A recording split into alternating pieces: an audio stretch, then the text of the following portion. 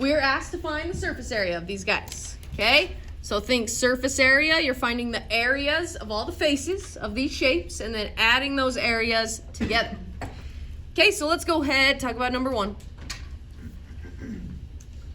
Okay, so the very first face that I see on this guy that jumps out to me is the bottom. Let's go ahead and just find the area of the bottom.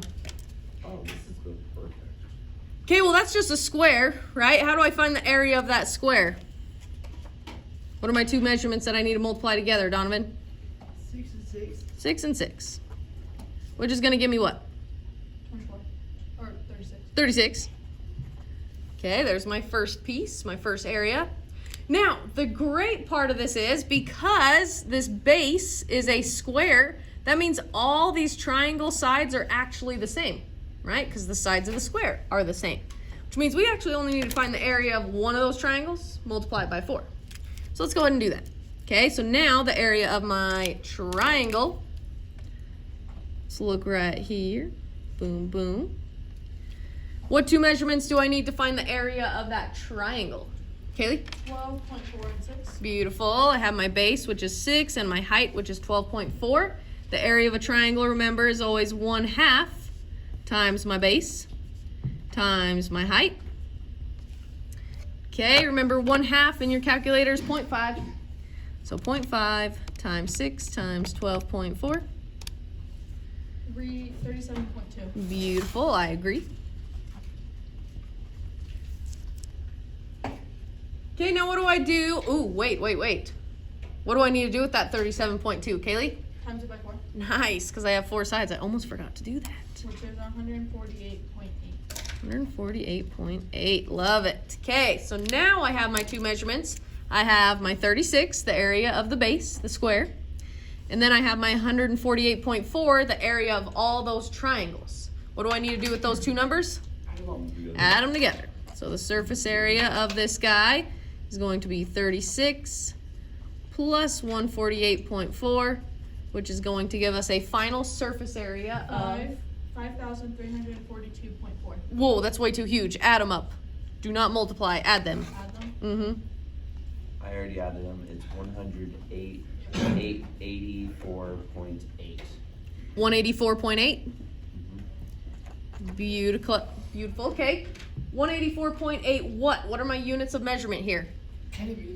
Kilometers and squared. Miles and Nice. Thank you, sir. it's gonna be miles in Canadian words. Kind of. Yes. In America, we use miles. In pretty much everywhere else in the world, they use kilometers. All right. Number 2. Number 2. What shape are we dealing with here? Cube. Beautiful. Is it a cube? Are all of them the same? Ooh. Oh, it's yards. Ooh, not quite a cube. It almost looks like a cube. Not all of them are the same, so we just call it a rectangular prism. Okay? So we need to find the area of all these guys. So let's go ahead and find the area of the front and the back, this very first face. Oh, come on. What 2 measurements do I need for that? 10 and 10 times 10. 10. Ooh, not 20. 10 times. There you go. 100. Okay, and on this box, there's a front and a back, so multiply that by 2. Which is gonna be 200. Okay. 200. Okay, now, do you guys want to do, so we did the front and the back. Do you guys want to do the sides or the top and the bottom next? Top and bottom. Top and bottom? Sure, why not? It's kind of hard to see. It's very teeny right here. Okay, so that's going to be our top and bottom. What 2 measurements do I need for the top and 5 bottom? yards and 10 yards. Ooh, not 10 and 10. 10 and 5. No, 5 and 10 and 5, right? that's what I was That little saying. side right there is 5. Okay, so now we'll do 10 50. times 5, which is 50, and we have a top and a bottom. So, times 2. So 100. I forgot to write 100 times 2 up top there is 200. Okay, now we need to do the sides. Our last areas we gotta find. Last sides. Boom. No, they're the same. And boom. What 2 measurements do we need for the sides of the boxes? 10 and 10. 10 and what? 10 and 10. 10 and 5. 10 and 5 again. 10 and 5, 50. which is going to give us 50. We have 2 of those sides. 100. Okay. So then the area is Divisional 400. setting. Beautiful surface area of this entire thing. 400 what? Yards. Yards? Square. Square. Yards squared. Don't forget the square. Beautiful. Okay, awesome. Still just reviewing here, still just practicing. Numbers 3 through 6, we are not talking about surface area anymore. What are we talking about? Volume. Volume. Find the volume of each of these figures. Okay, the volume is how much space would be inside each of these figures. Okay, let's look at number 3. What solid or shape is this guy? Sphere. It's a sphere, nice. Oh, okay. Okay, let's remind ourselves the volume of a sphere. Formula, 4/3. Pi times your radius cubed. Oh, I already got it down. Jameson, I still can't get over your comment last time where I said, whenever you have something that deals with a circle, pi is going to be involved. And Jameson was like, that's because pies are circles. I'm like, it's true. It's true. And triangle. Okay. Triangle too. So the only thing we need to plug into our formula here is the radius, right? We already have 4/3, that's a number. We already have pi, that's a number. We just need the radius. What is the radius of this sphere? 3.5. 3.5. It's easy. It gives you already, it's half of my diameter, 3.5. So let's go ahead and plug it in. 4/3, which I'm going to put parentheses around. Tell you why in a second. Times pi times 3.5, my radius cubed. Okay, now the reason I put parentheses around it is because when I plug this into my calculator, whenever there's a fraction involved, I like to put parentheses around it. So I'm going to type in parentheses. 4/3 is 4 divided by 3, or 4/3, times pi times 3.5 to the power of 3, or cubed. Okay, let's see. What does it want us to round it to? Ooh, nearest hundredth. Hundredth means 2 places. Okay, so if I want it to 2 places, look behind my 9 to the 4. Is the 4 going to bump the 9 up or keep it a 9? Keep it a 9. So my total volume, 179.59.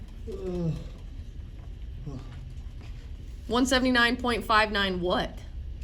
Feet. Feet cubed. Nice. So now we're talking about volume. It's always cubed. Beautiful. Okay, let's look at number 4. Okay, this guy is what we call a rectangular pyramid. Okay, it has a rectangle base, but then it goes to a point, a pyramid. Okay, so let's remind ourselves of that volume formula of this rectangular pyramid. Okay, our volume formula. Length times width times height divided by 3, just like in our starter.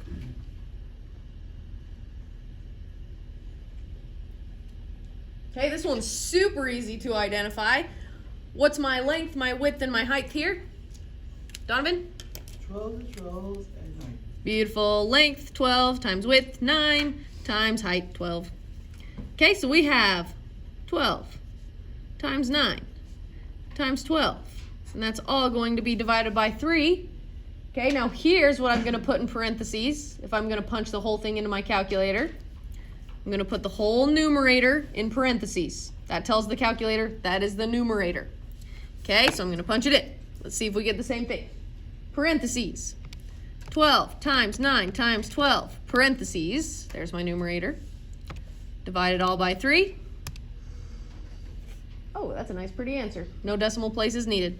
Okay, we get a volume of 432 what? Centimeters squared. Centimeters cubed. Cubed. Okay. Next shape we've talked about. What is this guy called? Cylinder. Cylinder. Nice. Okay, let's remind ourselves the volume formula for a cylinder. Okay, this guy is pi times your radius squared times your height. Okay, so now we need two measurements here. We need the radius, but we also need the height. Which is which? Which is my radius and which is my height, Kaylee? Radius is 11 and the height is 7. Nice. Easy peasy. Okay, so in my calculator, I'm gonna write pi times my radius. Do not get these mixed up. You gotta be careful here. My radius is 11, so 11 squared times 7. Okay, and I'm just gonna punch that all into my calculator. Pi times 11 squared times 7. Notice you don't have to put the multiplication. If it's all right next to each other, it implies you're multiplying. And I get my volume, big number. It wants it to 2 decimal places. Okay, so if I want it to 2, I need to look to the third. Is this 8 gonna bump the 2 up or keep it a 2? Bump it up. Bump it up. So my final volume, 2,660.93. And what are my units? Centimeters. Square. Cubic. Cute, nice.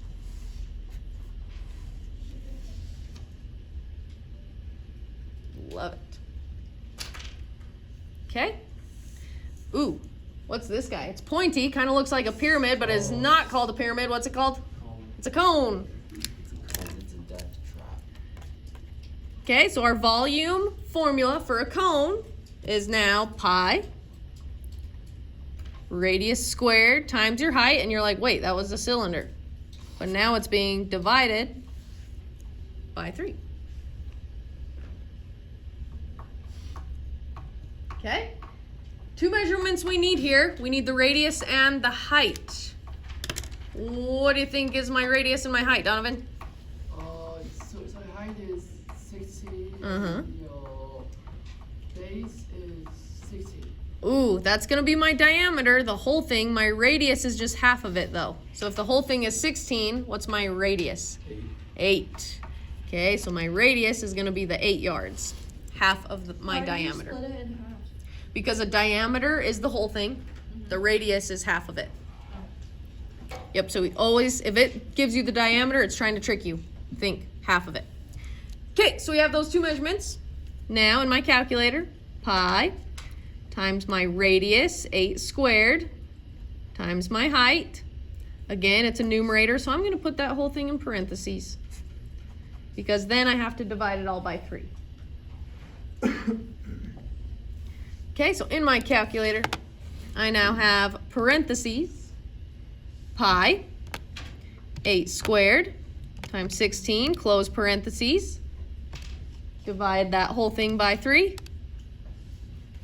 Big number again. We want it to 2 decimal places, so look at my 0. Bump it up, keep it a 3. Keep it a 3. Keep it a 3. So 1,072.33. It's gonna be yards cubed. Love it.